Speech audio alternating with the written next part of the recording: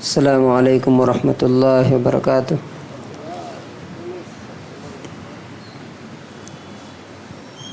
الحمد للہ نحمده ونستعینه ونستغفره ونؤمن به ونتوکل علیہ ونعوذ باللہ من شرور انفسنا ومن سیئات اعمالنا من يهده الله فلا مضل له ومن يضلله فلا هادي له ونشهد أن لا إله إلا الله وحده لا شريك له ونشهد أن سيدنا ومولانا محمدا عبده ورسوله أما بعد فأعوذ بالله من الشيطان الرجيم بسم الله الرحمن الرحيم يا أيها الذين آمنوا إن تنصروا الله ينصركم ويثبت أقدامكم وقال النبي صلى الله عليه وسلم ما من نبي بعثه الله في أمة قبلي إلا كان له من أمته حواريون وأصحاب إلى آخر الحديث رواہ مسلم۔ میرے بھائی اور دوستوں اور بزرگوں، یہ جو ہمیں زندگی ملی ہے، اس زندگی کو بہت جلد موت ختم کر دے گی، فنا کر دے گی، مٹا دے گی، اور بہت جلد ہم ایک دوسری دنیا میں ہوں گے جہاں سے دوبارہ واپسی نہیں ہے، پلٹ کر کے نہیں آنا۔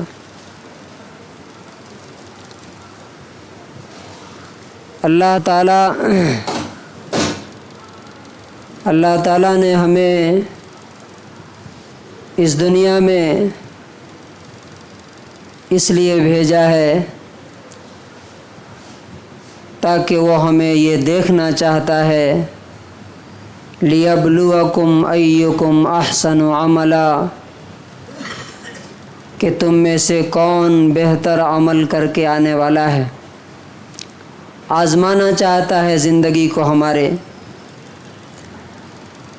اور وہ دن کو انسان یاد رکھنا چاہیے جب ہم میں سے ہر ایک کے ہاتھ میں اس کا رزلٹ ملنے والا ہے۔ جس کے داہنے ہاتھ میں رزلٹ ملا، فَأَمَّا مَنْ أُوتِيَ كِتَابَهُ بِيَمِينِهِ فَيَقُولُ هَاؤُمُ اقْرَءُوا كِتَابِيَهْ۔ ہم میں جتنے لوگ یہاں بیٹھے ہیں، بہت سے لوگوں کو ان کے رائٹ ہینڈ میں ان کا نام اعمال اور رزلٹ ملے گا، اور وہ رزلٹ ملتے ہی ان کو پتہ چل جائے گا کہ میں زندگی کے امتحان میں کامیاب ہو گیا۔ لیکن بہت سے ایسے بھی لوگ ہوں گے جن کے لیفٹ ہینڈ میں ملے گا، اور یہ لوگ اور نام اعمال کو دیکھ کر کے چیخنا، چلانا اور رونا شروع کر دیں گے اور کہیں گے کہ کاش میری موت مجھے ہمیشہ کے لیے ختم کر دیتی، تاکہ آج پوری دنیا کے سامنے ہمیں یہ رسوائی، یہ ذلت اور یہ ہیوملیشن دیکھنے کو نہ ملتا۔ لیکن اللہ تبارک و تعالی اس وقت مہلت اور موقع نہیں دے گا، آج موقع ہے۔ موت سے پہلے اللہ تبارک و تعالی جہاں توبہ قبول کرنے والا، معاف کرنے والا ہے،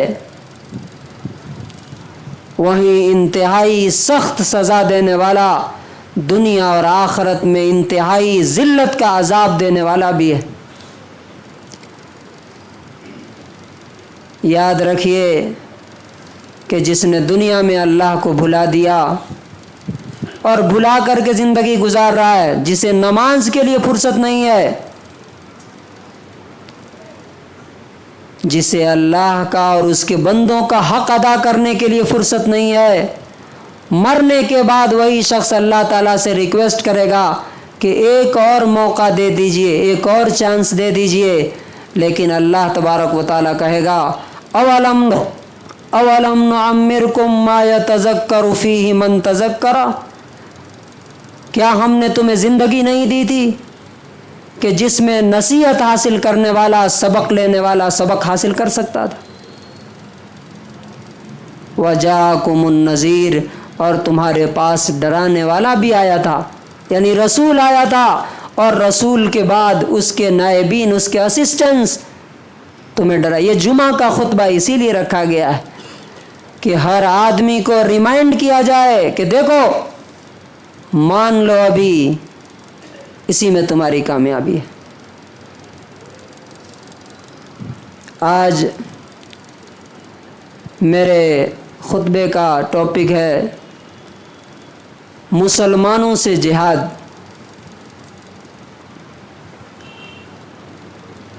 چار ہفتوں سے کنٹینیوسلی آپ سن رہے ہیں کہ ہمارا اصل مقصد اس دنیا میں آنے کا کیا تھا؟ ان تنصروا اللہ ینصرکم، اگر تم اللہ کی مدد کرو گے تو اللہ تمہاری مدد کرے گا۔ اللہ کی مدد کیا ہے؟ خود بھی اسلام پر عمل کرو، اور جو لوگ اسلام کو نہیں جانتے ان تک اسلام کو پہنچاؤ۔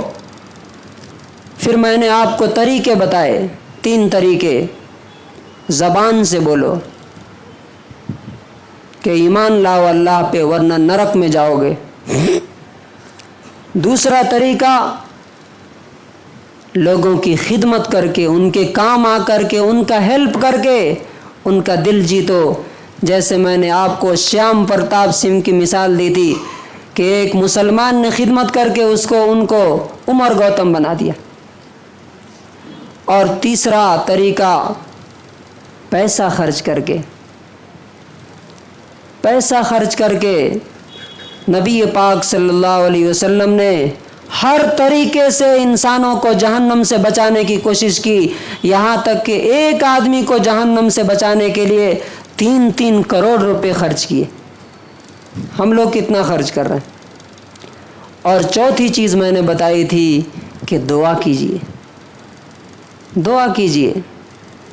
آپ کے شہر میں، آپ کے اگل بغل میں، آپ کے پڑوسی میں جو نان مسلم ہیں، اور خاص طور سے اللہ کے رسول صلی اللہ علیہ وسلم نے جو انفلوئنشل پیپل تھے، بااثر لوگ تھے سوسائٹی کے، ان کے لیے دعا کی، جیسے حضرت عمر رضی اللہ عنہ کے۔ آپ بھی یہاں کے MLA کے لیے، MP کے لیے، DC کے لیے دعا کیجئے۔ کیوں؟ وہ آئیں گے اسلام میں تو ان کے ساتھ ساتھ سینکڑوں ہزاروں لوگ آئیں گے اور اسلام کو قوت ملے گی۔ یہ اصل کرنے کا کام ہے ہمارا۔ اب ربیع الاول کا مہینہ آ رہا ہے نا، یہ اصل کام کرنے کے بجائے ہم نے کیا کیا ہے، پہلے ہم اس پہ بات کریں گے، پھر نیکسٹ ویک ہم بات کریں گے کہ کرنے کا اصل کام کیا ہے۔ جیسا کہ میں نے بتایا کہ مسلمانوں نے کتنا بڑا چینج اور تبدیلی پیدا کی۔ رسول اللہ صلی اللہ علیہ وسلم کی جو ذمہ داری آپ نے بتائی تھی ہمیں، آپ صلی اللہ علیہ وسلم کا کام کیا؟ داعیا الی اللہ باذنہ، اللہ کی طرف دعوت دینے والے۔ اللہ کے رسول نے ہمیں کیا بتایا؟ بلغوا عنی ولو آیا، تم لوگوں کو ایک ہی آیت پہنچاؤ، اگر تمہارے پاس ایک ہی آیت پہنچانے کے لیے ہے تو۔ ہم نے کیا کیا؟ دیکھیے، ربیع الاول آتا ہے، رسول اللہ صلی اللہ علیہ وسلم کی پیدائش کا مہینہ، ہم کیا کرتے ہیں؟ اور رسول اللہ صلی اللہ علیہ وسلم نے ایسا کرنے والوں کے بارے میں ہم سے کیا ڈیمانڈ کیا ہے؟ سب سے پہلا کام یہ شروع ہوتا ہے کہ نبی صلی اللہ علیہ وسلم کا جنم دن منایا جائے. عید میلاد النبی، بڑے بڑے پوسٹر لگتے ہیں، بڑے بڑے ہورڈنگز، بڑے بڑے بینر، اور اس میں صرف عید میلاد النبی لکھا رہتا ہے ایک جگہ کونے میں. اصل میں اپنے آپ کو ہائی لائٹ کیا جاتا ہے، بڑے بڑے فوٹوز میرے. یہ ایک موقع ہوتا ہے اپنے آپ کو دکھانے کا کہ میں لیڈر ہوں اپنی قوم کا، اور اپنے آپ کو نمایاں کرنے کا، پرپوز کرنے کا یہ موقع ہے ہمارے پاس. اب سوال یہ ہے کہ جنم دن منانا نبی صلی اللہ علیہ وسلم کا، میلاد عربی میں کہتے ہیں برت کو، اور عید میلاد النبی مطلب نبی صلی اللہ علیہ وسلم کے برتھ ڈے کی عید. اور اس کے بعد کیا ہوتا ہے؟ ہمارے بچے بھیک مانگنا شروع کر دیتے ہیں. ابھی پچھلے ہفتے ایک بچہ آیا تھا کہ وہ جھنڈی لگانا ہے، ذرا چندہ دیجیے. چھوٹے چھوٹے بچے. گلیوں کو سجایا جاتا ہے، مسجدوں کو لائٹ سے روشن کیا جاتا ہے، چاند بناتے ہیں بچے. اس کا کیا فلسفہ ہے مجھے سمجھ میں نہیں ہے، وہ چاند کیوں بناتے ہیں. اس کے بعد کیا کرتے ہیں؟ جلوس نکالا جاتا ہے، اور اس جلوس میں وہ سب ہوتا ہے جو نان مسلموں کے جلوس میں ہوتا ہے. ڈی جے فل ساؤنڈ میں بجتے ہیں، گانے لگتے ہیں، اس پہ لوگ ناچتے بھی ہیں، ڈانس بھی کرتے ہیں، اور وہ ساری بےہودگیاں ہوتی ہیں جو دوسرے جنم دن میں، مثلا رام جینتی میں، مہاویر جینتی میں، فلاں جینتی میں جتنی بدتمیزیاں ہوتی ہیں وہ سب اس میں ہوتی ہیں. سوال یہ ہے کیا یہ رسول اللہ صلی اللہ علیہ وسلم نے کیا تھا کیا؟ کسی بھی عمل کو یاد رکھیے، کسی بھی عمل کو کرنے کے لیے 3 کرائیٹیریا اگر ہوں گے تو اس پر عمل کرنا ہمارے لیے جائز ہوگا. اگر تینوں میں سے کسی ایک کرائیٹیریا پہ فیل ہوتا ہے تو وہ عمل ہمارے لیے قابل قبول نہیں ہے. اور تینوں ایک دوسرے سے انٹر کنیکٹڈ ہیں. نمبر 1، جو کام ہم کر رہے ہیں یا جو بات ہم بول رہے ہیں وہ قرآن میں ہو، اللہ کی کتاب میں ہو. کیا نبی صلی اللہ علیہ وسلم کا جنم دن منانا، عید میلاد النبی منانا قرآن میں لکھا ہے کیا کہیں؟ نہیں لکھا. نمبر 2، وہ حدیث میں ہو، نبی صلی اللہ علیہ وسلم نے کہا ہو یا آپ نے کیا ہو وہ کام. کیا رسول اللہ صلی اللہ علیہ وسلم نے اپنی 23 سالہ نبوت کی زندگی میں کبھی اپنا برتھ ڈے منایا کیا؟ ایک دفعہ بھی؟ ہر سال تو چھوڑ دیجیے، ایک بار بھی. اور تیسرا کرائیٹیریا یہ ہے کہ صحابہ کرام نے وہ کام کیا یا صحابہ کرام وہ کام کرتے رہے. اگر یہ 3 کرائیٹیریا فلفل ہوتا ہے اس کا مطلب ہے کہ وہ عمل صحیح ہے. اب رسول اللہ صلی اللہ علیہ وسلم کی پیدائش کا دن جو ہم مناتے ہیں بڑے دھوم دھام سے، نہ قرآن میں ہے، نہ حدیث میں ہے، نہ صحابہ کرام نے منایا. اور ہسٹورین نے اس کے بارے میں جو لکھا ہے کہ نبی صلی اللہ علیہ وسلم کے 600 سال کے بعد، 586 سال کے بعد، 1033 عیسوی میں 1033 CE میں ایک بادشاہ مظفر الدین نے اس کو شروع کیا تھا. نبی صلی اللہ علیہ وسلم کے تقریباً 500 سال کے بعد کس کو شروع کیا تھا؟ عید میلاد النبی کو منانا. اچھا یہ آیا کہاں سے جب نہ قرآن میں ہے، نہ حدیث میں ہے، نہ صحابہ نے کیا، نہ تابعین نے کیا، نہ تبع تابعین نے کیا؟ یہ آیا کہاں سے؟ تو مسلمانوں کو نبی صلی اللہ علیہ وسلم نے کہا تھا کہ یاد رکھو تم قرآن اور حدیث کو مضبوطی سے پکڑے رکھنا ورنہ گمراہ ہو جاؤ گے. اور تم اپنی پچھلی قوموں کی ایک ایک بات کو فالو کرو گے، یعنی یہود اور نصارہ کی. تو نصارہ کیا کرتے ہیں، کرسچن کیا کرتے ہیں؟ اپنے نبی کا جنم دن مناتے ہیں نا. 25 दिसंबर को 25 दिसंबर को क्रिसमस मनाते हैं वो, वहाँ से ये मुसलमानों के अंदर आया है और उसके लिए ये सारे के सारे खुराफात होते हैं। इसका मतलब यह है कि अब हमारी जिम्मेदारी क्या बनती है। ये तो हो रहा है और सैकड़ों सालों से हो रहा है। मुसलमानों से पूछिए कि ये क्यों करते हैं आप, तो बोलते हैं कि इससे दीन का, मुसलमानों का एक शान, शौकत, ताकत और पावर नजर आता है कि मुसलमान कितने पावर में। सुभान अल्लाह। आप 1000 साल से मना रहे हैं ये, और क्या हालत है अभी, ये समझ में नहीं आ रहा है क्या। अगर इसकी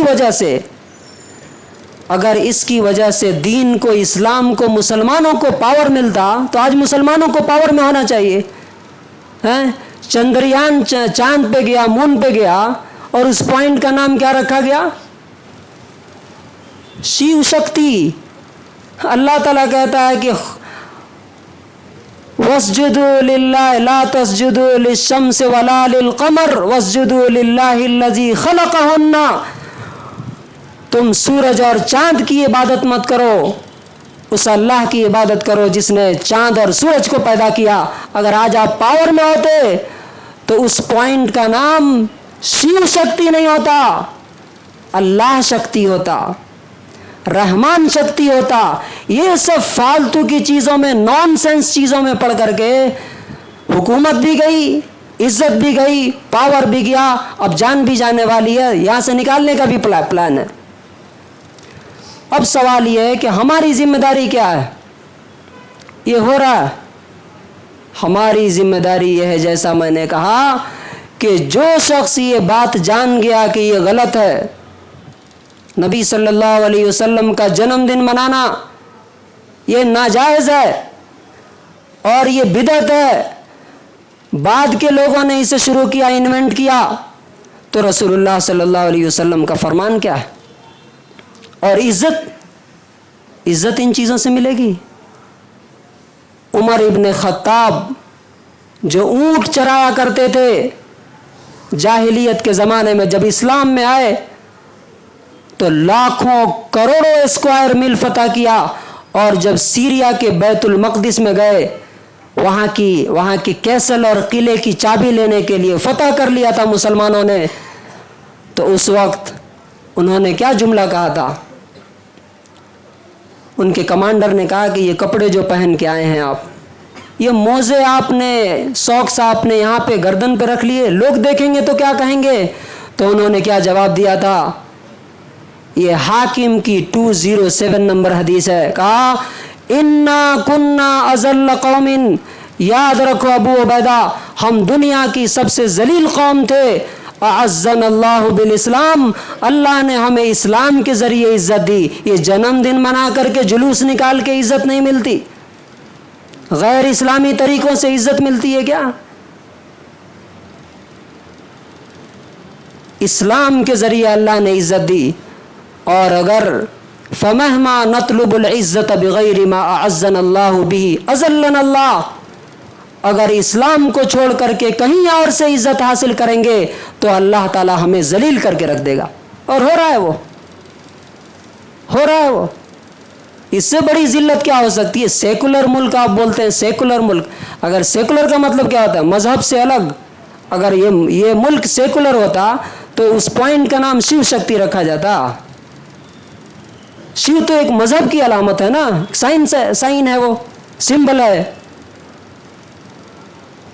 याद रखिए, जो नबी सल्लल्लाहु अलैहि वसल्लम ने फरमाया, जो सहाबा कराम ने फरमा दिया कि बस इस्लाम के ज़रिए इज़्ज़त मिल सकती है, यानी इस्लाम पे अमल करो, इस्लाम दूसरों तक पहुंचाओ, इसी में तुम्हारा पावर, तुम्हारी इज़्ज़त। यहाँ देखिए क्या हो रहा, रबीउल अव्वल आते बच्चे भीख मांगना शुरू कर देते हैं, अंकल चंदा चाहिए, किस लिए भाई, ये गलियों को ग्रीन पेपर से सजाना है, और पता नहीं कितने 1000 रुपए उसमें खर्च होते हैं फालतू के, और उन बच्चों को भीख मांगने की ट्रेनिंग आप देते हैं। उनको बोलिए कि बेटा ये काम गलत है, ये नहीं होना चाहिए। क्यों? रसूलुल्लाह सल्लल्लाहु अलैहि वसल्लम ने फरमाया, मुस्लिम की हदीस है, مسلم کی حدیث ہے، مسلمانوں سے جہاد، جہاد صرف غیر مسلموں سے نہیں ہے، جہاد مسلمانوں سے بھی ہے۔ اصل میں تو یہ ہر برائی کے خلاف جہاد ہے اسلام میں کسی پارٹیکولر قوم کے ساتھ نہیں ہے، اسلام میں ہر اس شخص کے ساتھ جہاد ہے جو برائی کو لے کر کے کھڑا ہوتا ہے، جو برائی کو پروموٹ کر رہا ہے، جو غلط راستے پہ چل رہا ہے۔ نبی صلی اللہ علیہ وسلم نے فرمایا ما من نبی بعثہ اللہ فی امت قبلی، میرے سے پہلے جتنے نبیوں کو اللہ تعالیٰ نے بھیجا کسی بھی قوم میں، الا کان لہ من امتہ حواریون واصحاب، ان کے کچھ خاص دوست تھے اور ان کے مخلص ماننے والے تھے۔ وہ کیا کرتے تھے؟ یاخذون بسنتہ، وہ اپنے نبی کو طریقے پہ چلتے تھے، ویقتدون بامرہ، اور نبی جو کہتا تھا اس پہ عمل کرتے تھے۔ لیکن بعد میں کیا ہوا؟ ثم انہا تخلف من بعدہم خلوف، ہر نبی کے گزرنے کے کچھ دن کے بعد ایسے نااہل اور یوزلیس لوگ آئے نکمے لوگ، جنہوں نے کیا کیا؟ یقولون ما لا یفعلون، کہتے وہ ہیں جو کرتے نہیں ہیں، ویفعلون ما لا یؤمرون، اور کرتے وہ ہیں جنہیں ان کا حکم نہیں دیا گیا۔ کیا اس کا حکم دیا گیا تھا؟ ڈی جے بجانے کا حکم دیا گیا قرآن میں، حدیث میں؟ یہ پروسیشن نکال کر کے لاکھوں لوگوں کو تباہ کرنے کا، لاکھوں لوگوں کے راستے بلاک کرنے کا، ساؤنڈ پولوشن پھیلا کر کے پورے ایٹماسفیئر کو خراب کرنے کا قرآن حدیث میں صحابہ کرام کی زندگی میں کوئی حکم ملتا ہے کیا؟ یہ جھنڈیاں لگا کر کے، لائٹنگ لگا کر کے امت کا لاکھوں کروڑوں روپے برباد کرنے کا کیا قرآن حدیث میں کوئی حکم ہے؟ اور اس کے بعد جو اس میں بےہودگیاں ہوتی ہیں، کھانا بنا کر کے بانٹنے کا، بس یہی کام ہے، کھانا بنائیے، کھائیے، عیش کیجیے، آرام کیجیے، دنیا کو جہنم میں جا رہی ان کو جانے دیجیے۔ سبحان اللہ۔ اس کی جگہ پر ہمیں کیا کرنا ہے؟ جو لوگ اب جان گئے یہاں پہ، اب آج کے بعد سے کوئی بھی بچہ اگر آتا ہے جھنڈیاں لگانے کے نام پر پیسے مانگنے کے لیے، آپ اسے سمجھائیے کہ بیٹا یہ ثواب کا کام نہیں، یہ گناہ کا کام ہے۔ دوسرا کام کیا کرنا؟ وہ چاند جو بنا رہے ہیں، بولیے یہ چاند بنانے کے چکر میں نہ رہو، چاند پہ پہنچنے کی کوشش کرو۔ یہ چاند لکڑی کا بنا کر کے اٹھا کے پھینک دینا، اس سے نہ تمہارا فائدہ ہوگا نہ قوم کا فائدہ ہوگا۔ تیسرے نمبر پہ جو لوگ مسجدوں میں کھانے بنوا کر کے بانٹتے ہیں، کھاتے ہیں، ان کو بتائیے کہ تم وہ کھانے ہاسپٹلس میں لے آ کر کے بانٹو، مریضوں کو، بیماروں کو کھلاؤ، نان مسلم بھائیوں کو بلاؤ دعوتوں پر اپنے گھروں میں، ان کو بتاؤ کہ محمد رسول اللہ صلی اللہ علیہ وسلم کا میسج کیا تھا، آپ کیا پیغام دے کر کے گئے ہمارے لیے، تمہارے لیے اس میں کیا کامیابی ہے۔ اور جو لوگ یہ ڈی جے میں اور یہ ناچ گانے میں لے کے نکلتے ہیں، یہ ٹوٹلی نان مسلم کا طریقہ ہے۔